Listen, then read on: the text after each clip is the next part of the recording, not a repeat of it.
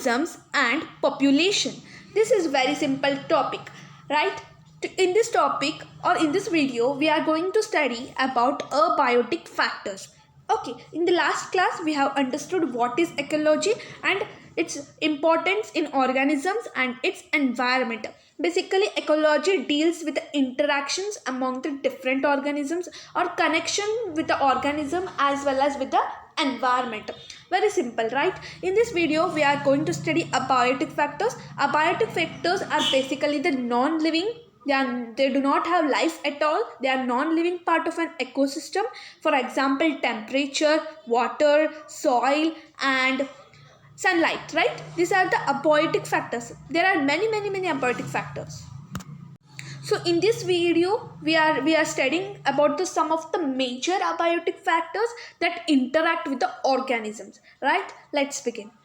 So some of the major abiotic factors that interact with the organisms are temperature. Temperature is one of the most important abiotic factor, right? Without temperature, it is impossible to imagine the life, right? So let's begin. Temperature, it is the most relevant abiotic factor since all organisms require an optimum temperature for their metabolism and other body function. So these points you can write in the point wise as well as in the paragraph, no problem. Relevant means it is most important abiotic factors. So as we all know, all the organisms require a certain temperature for their metabolism, means for their digestive system, for their proper system, right? For proper functioning of the body, we require an optimum good temperature. If the temperature is very high, then it is not possible. So it is not possible to survive there, to continue our life. So it is necessary for every organism to have their optimum temperature, or we can say constant temperature, right? For our perfect body functioning, right? This is what temperature is very necessary and plays very important relevant abiotic factor, right?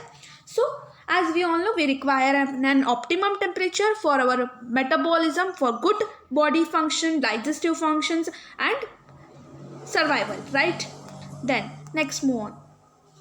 Depending upon their ability to tolerate the temperature range, organisms are of two types: stenothermal, restricted to a narrow range of temperature, and eurythermal, can tolerate a wide range of a temperature. So here we classify the temperature. How we classify temperature? Depending upon our ability to tolerate, depending upon our how we can tolerate, how we can withstand with the temperature. On that basis, organisms are of two types. Okay, stenothermal and eurythermal. Here organisms are classified depending how they can tolerate the temperature. Right? So one is stenothermal. What happens in stenothermal? Restricted to a narrow range of temperature. Means it can tolerate only a small range of temperature. It cannot tolerate the high, very high temperature. It can tolerate the normal temperature. So basically simple, stenothermal, in this it can tolerate a normal range of a temperature. So this is what. Then eurythermal can tolerate a wide range of temperature. In eurythermal organism, it can tolerate very high temperature, right? Very wide range of temperature. This type of organisms can tolerate. Who can tolerate a wide range of temperature, they are called as eurythermal. Very simple. Water is also a major influencing factor. So it is also very important factor. Can you imagine life on earth without water? No, it is impossible to live life, right? So we may die without water. So water is very important. So life on earth is impossible without water, as it forms major constituent of all the living cells.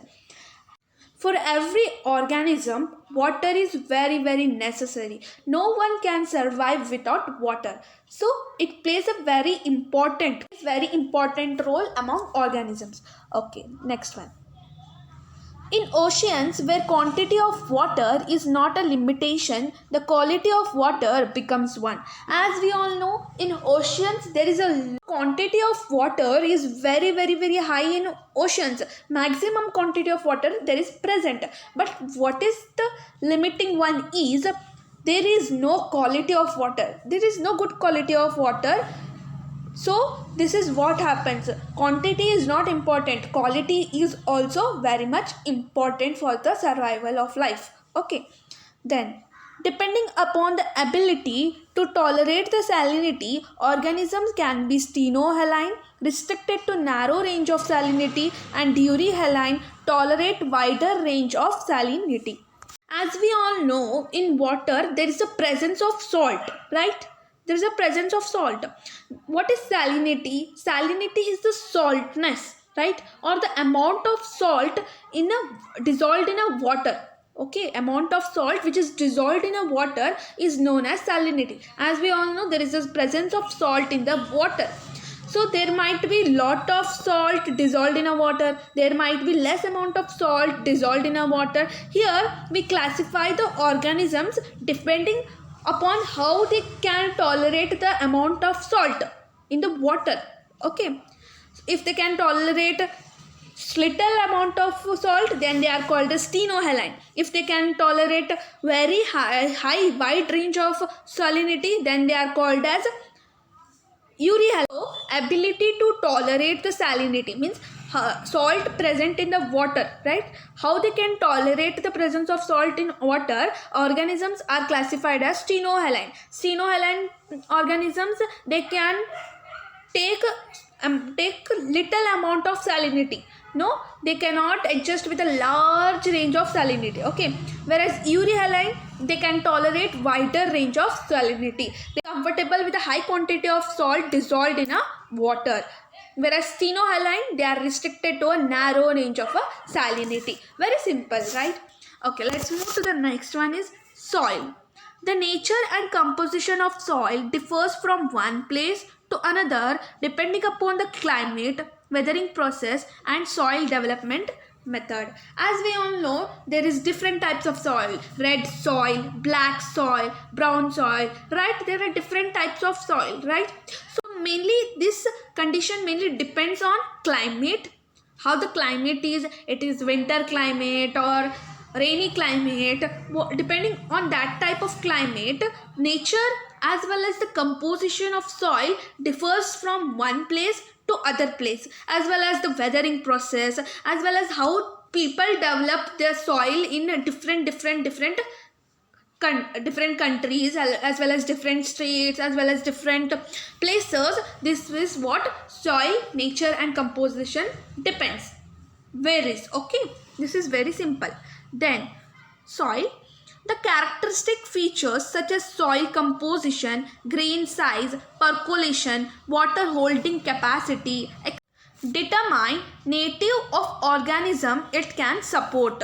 So soil composition, how the composition is present in the soil, how the size of the grain is present, how it can percolate itself, means how it can heal itself, and water holding capacity. Okay, and due to these all the features, we can determine the native of organisms where it supports. Okay, very simple concept. Okay, so the last abiotic factor we are going to study is about light.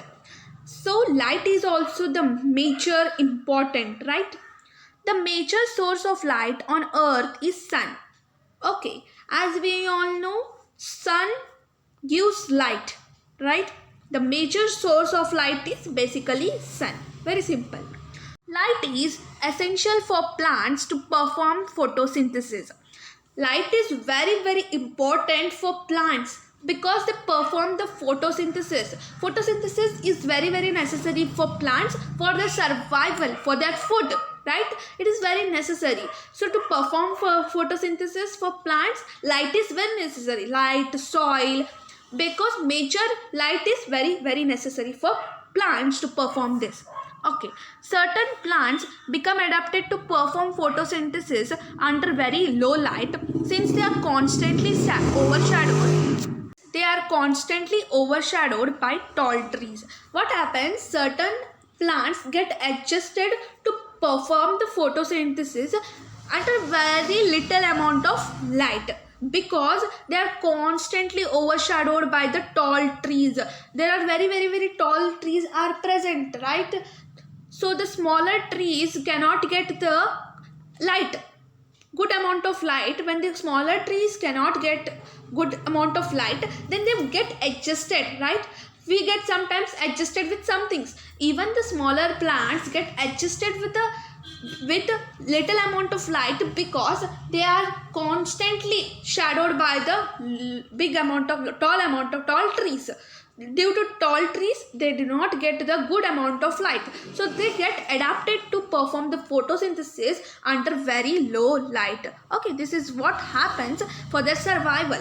Okay, then many plants also depend on light for their flowering, photoperiodism. So many plants depend on light for their survival, for their food, and many plants get adjusted with a low light, and many plants, what they do, they depend on light for their flowering. To produce the flower, for photoperiodism, they depend on light. Okay, the availability of light on land is comparatively higher than that of water. So light is very higher than the water. So we have less quantity of water compared to light. Availability of light is more than the water. Very simple. This is very simple topic, guys. I hope you have been understood. Thank you.